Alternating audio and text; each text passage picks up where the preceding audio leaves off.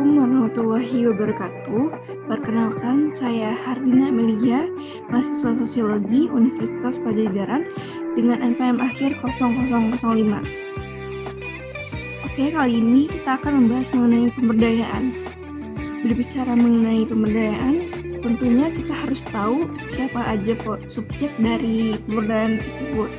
Oke, apa itu subjeknya? Sebenarnya itu masyarakat. Masyarakat adalah suatu kelompok orang yang memiliki kesadaran, nilai, dan budaya yang sama, serta memiliki hubungan sosial yang teratur dan berkelanjutan. Masyarakat juga memiliki struktur sosial yang terdiri dari berbagai lapisan, seperti kelas sosial, etnisitas, dan gender, yang mempengaruhi perilaku dan keputusan di dalam masyarakat. Dalam sosiologi sendiri, masyarakat juga dianggap sebagai suatu sistem yang terdiri dari berbagai bagian yang saling berhubungan dan berinteraksi. Sistem ini memiliki struktur, fungsi, dan proses yang mempengaruhi perilaku di dalam kehidupan masyarakat.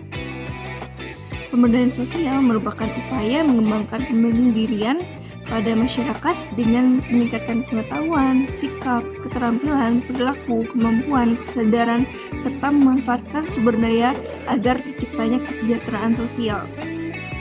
Tujuan pemberdayaan masyarakat sendiri yaitu untuk memberdayakan masyarakat secara ekonomi, ekologi, dan sosial secara berkelanjutan. Hal ini diperlukan berbagai pelayanan dan institusi dalam mewujudkan kesejahteraan sosial. Nah, untuk melihat permasalahan sosial yang terjadi, kita dapat melihatnya melalui helikopter view dengan tujuan dapat menguraikan keadaan sosial secara luas dan tepat.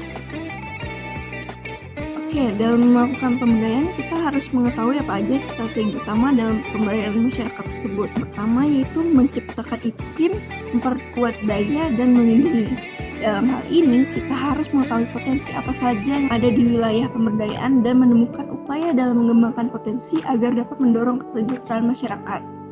Yang kedua, pengembangan pendidikan masyarakat. Maksudnya yaitu pendidikan berbasis masyarakat yang diselenggarakan oleh masyarakat sendiri. Hal ini bertujuan untuk mendorong kemandirian masyarakat dalam mengelola pendidikannya. Yang ketiga yaitu pengembangan infrastruktur fisik dan sosial, meningkatkan akses ke sumber-sumber kemajuan ekonomi, dan juga meningkatkan infrastruktur fisik dan sosial untuk meningkatkan kualitas hidup masyarakat. Lalu yang keempat, pengembangan manajemen konflik. Konflik dapat terjadi karena perbedaan pendapat, kepentingan, atau nilai yang tidak sejalan. Pengenalan konflik dapat dilakukan dengan cara mengidentifikasi sumber konflik dan memahami faktor-faktor yang mempengaruhi konflik. Sehingga proses ini bertujuan untuk mengurangi, mengatasi, dan menghilangkan konflik yang terjadi dalam suatu organisasi atau masyarakat. Oke, selanjutnya yaitu tahap pemberdayaan masyarakat. Yang pertama itu ada pemetaan sosial atau social mapping. Pemetaan sosial adalah kegiatan yang dilakukan untuk mengetahui kebutuhan, potensi, sumber daya, lingkungan, dan kondisi sosial masyarakat.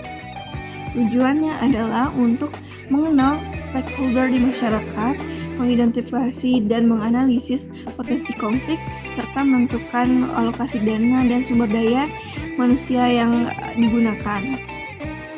Lalu yang kedua yaitu perencanaan sosial. Perencanaan sosial sendiri adalah proses yang dilakukan untuk menentukan bentuk pemberdayaan yang tepat untuk dilakukan pada masyarakat tertentu. Hasil akhir pemetaan sosial digunakan sebagai dasar untuk menentukan perencanaan pemberdayaan yang efektif. Yang ketiga yaitu ada pembangunan masyarakat. Pembangunan masyarakat adalah upaya untuk meningkatkan kualitas hidup masyarakat melalui berbagai program dan kegiatan. Dalam hal ini, pemetaan sosial juga mempengaruhi dalam pengambilan langkah awal yang penting dalam proses pembangunan masyarakat. Selanjutnya yang keempat yaitu rekayasa sosial.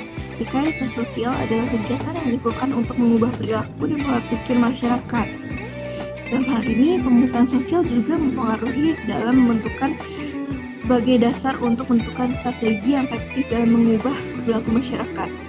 Lalu yang kelima ada pengendalian sosial.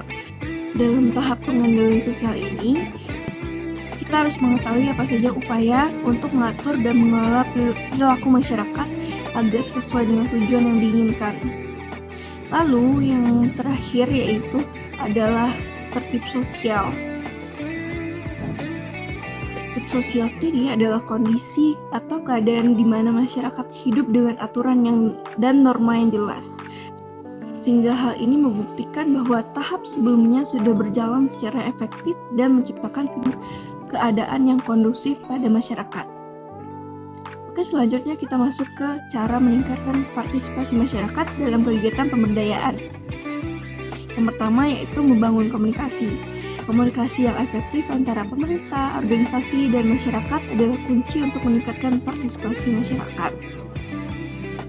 Yang kedua yaitu melibatkan masyarakat dalam pengambilan keputusan. Masyarakat harus diikut-sertakan dalam pengambilan keputusan terkait kegiatan sosial. Hal ini akan meningkatkan rasa memiliki dan kepercayaan masyarakat terhadap kegiatan pemberdayaan yang akan dilaksanakan.